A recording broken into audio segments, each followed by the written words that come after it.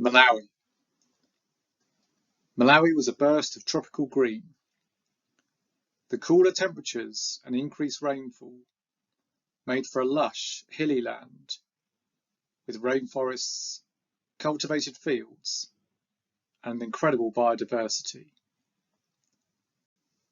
We descended through the Masuku Hills towards the shores of Lake Malawi and felt our first sprinkling of rain on the trip.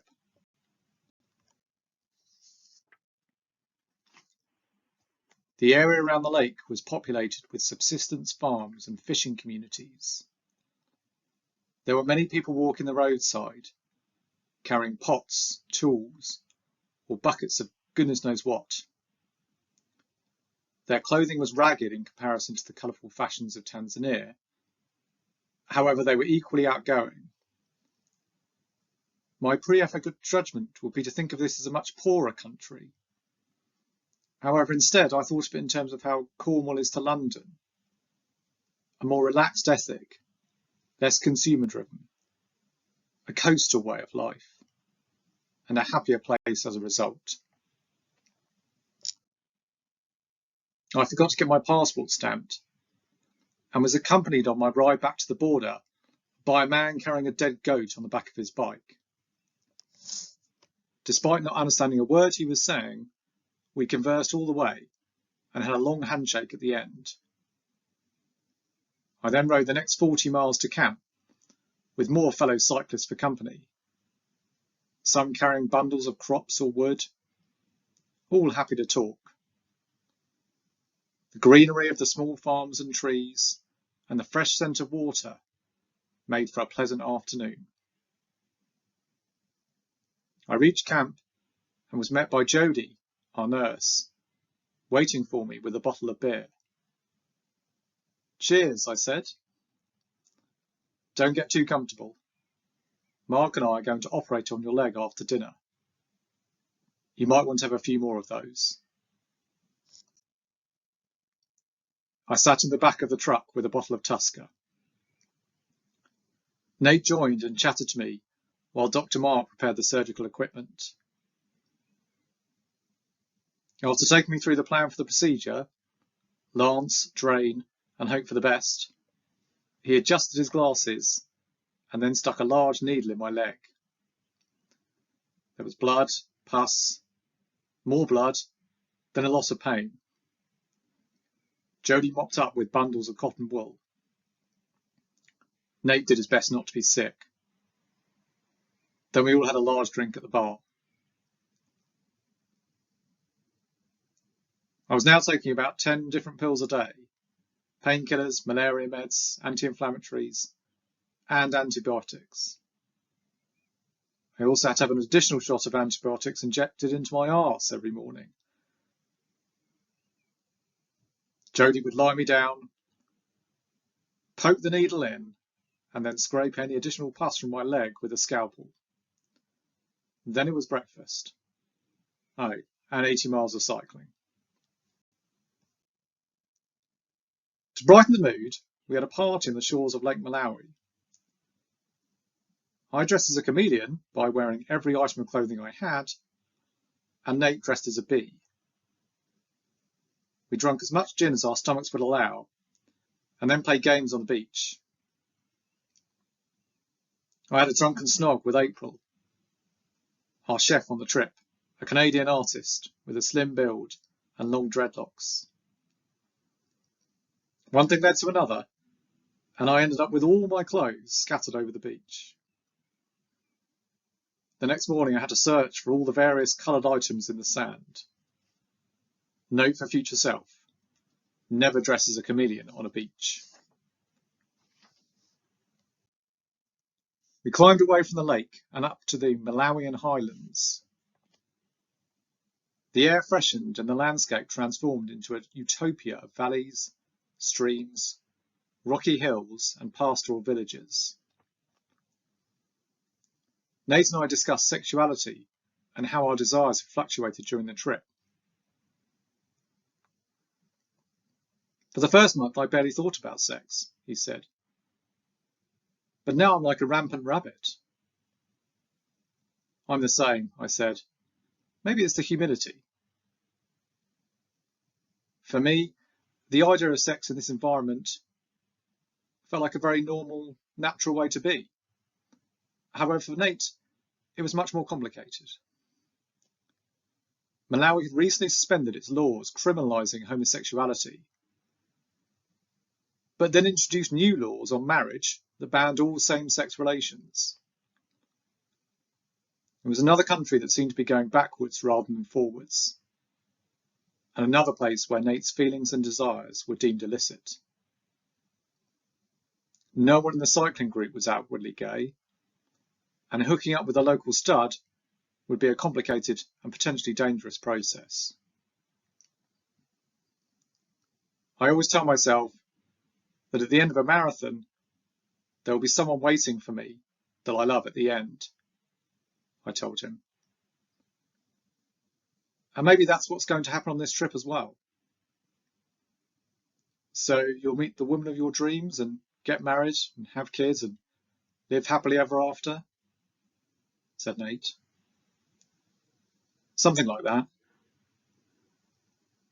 Every LGBT person is still midway through that marathon, he told me. The world isn't quite ready for happy ever after. After a few days of rural cycling bliss, we descended back onto arable plains and the highway into Lilongwe. It felt safer than Nairobi, with only single carriageways and drivers who kept at least somewhat close to the speed limit. I didn't take any photos and kept my eyes firmly on the road. There was only one occasion when I took a risk, moving over to have a quick chat with Nate, when a car travelling at about twice the speed limit roared past and swiped me from the side.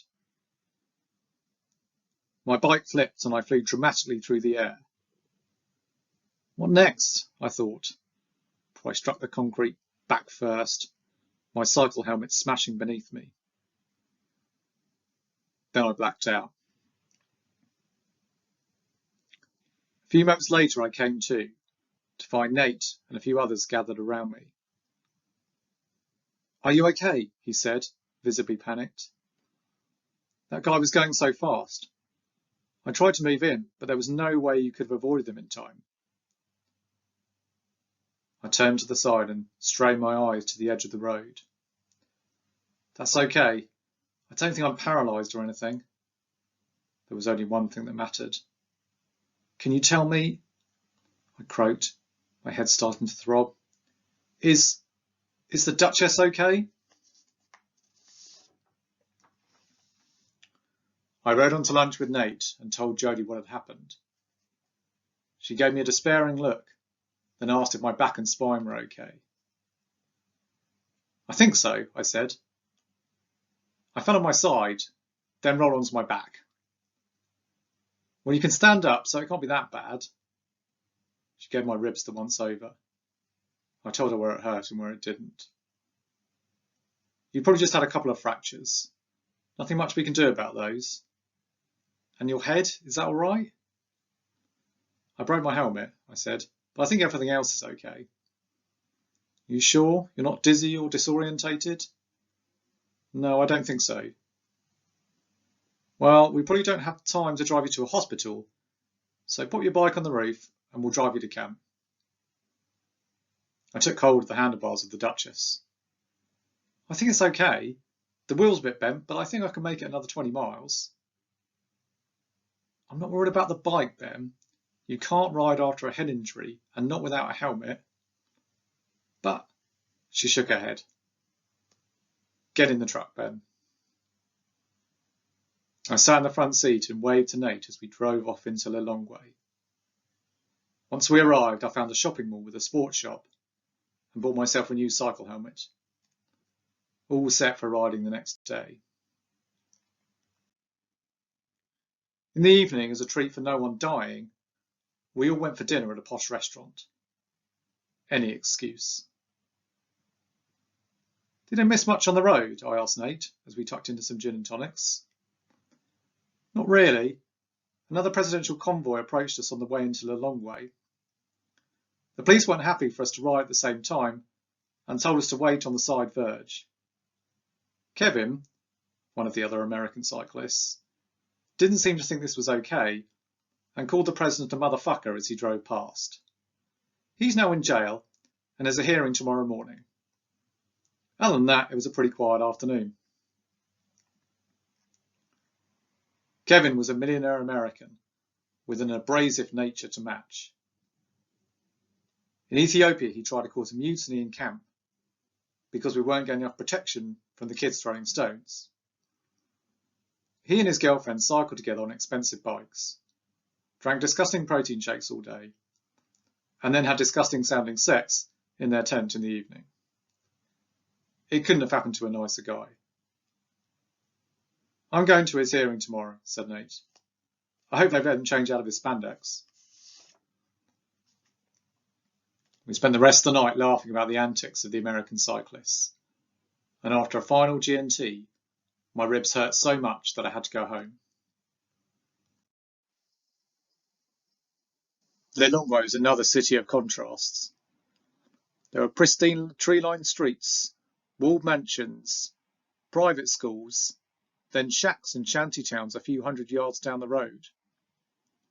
It had a brand new 40,000-seat stadium built with a loan from the Chinese government, 5 or 6 shopping malls, and a shiny new parliament building, which, despite this being a multi-party democracy, we were not allowed to take photos of. We cycled out through the old town, a more traditional mix of thrift stores, stalls and markets, bustling with people, bikes and loud music. Then it was back onto the road towards the highway to Zambia, my ribs, gears and stomach somehow still holding together.